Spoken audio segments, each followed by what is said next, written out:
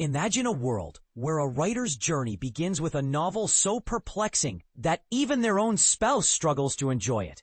But what if that very writer goes on to become one of the most celebrated voices in American literature?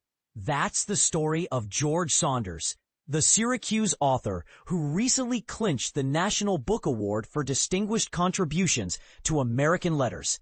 And at 66, he's the youngest recipient in 2 decades. But here's where it gets even more fascinating.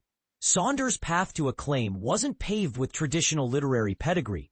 Instead, it was fueled by a shift in perspective, a dash of humor, and a profound belief in the power of storytelling to connect us all.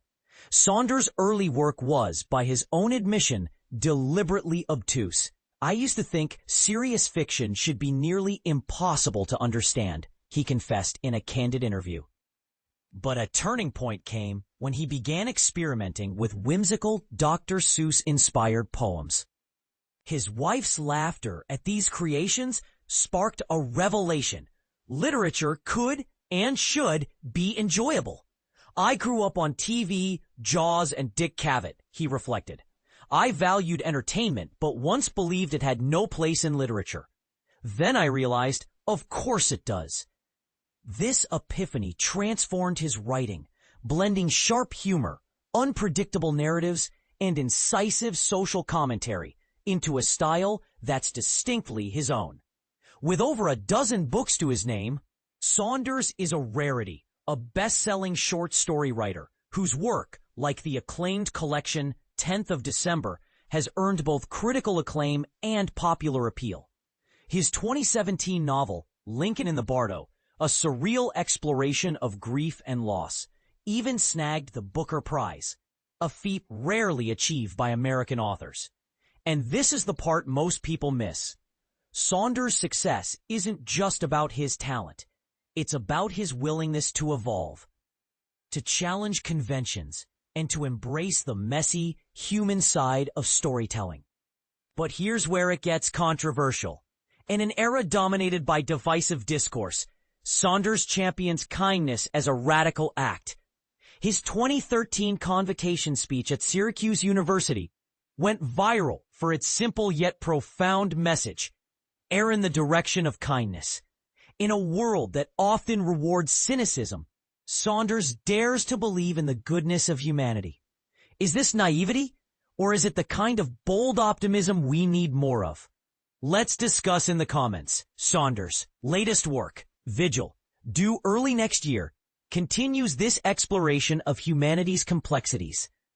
The novel follows an oil company CEO's final moments on Earth, offering a poignant meditation on power, legacy, and redemption.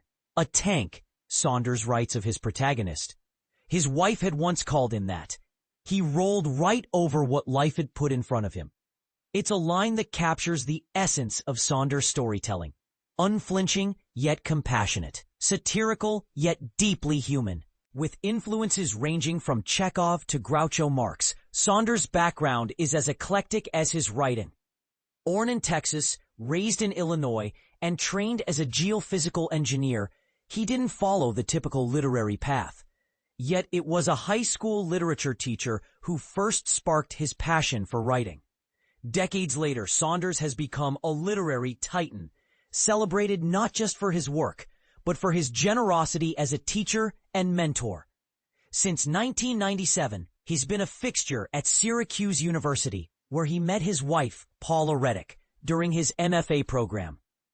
Saunders' impact extends beyond the page. His book, A Swim in a Pond in the Rain, invites readers to dive into the pleasures of Russian literature, while his Substack Story Club fosters a community of writers and readers. And let's not forget his 2006 MacArthur Genius Grant, a title he wears humbly, paired with his unofficial title as literature's nicest guy. "I never understood literature as anything but a tool to help us live better," he told the AP. Communication and kindness, this radical idea that other people are as real as we are. As Saunders prepares to receive his National Book Award medal in November, presented by The New Yorker's fiction editor Deborah Treisman, it's clear his legacy is far from complete. His collaboration with Treisman, described as intuitive and egoless, has helped shape a body of work that feels both timeless and urgently relevant. If he didn't exist, we wouldn't have known or imagined what we were missing, Treisman remarked. And she's right. Saunders' writing isn't just a reflection of our fractured world. It's a bridge across it. So here's the question for you. In a literary landscape often dominated by cynicism and complexity, does Saunders' emphasis on kindness and accessibility feel like a breath of fresh air, or does it risk oversimplifying the human condition? Share your thoughts below. Let's keep the conversation going.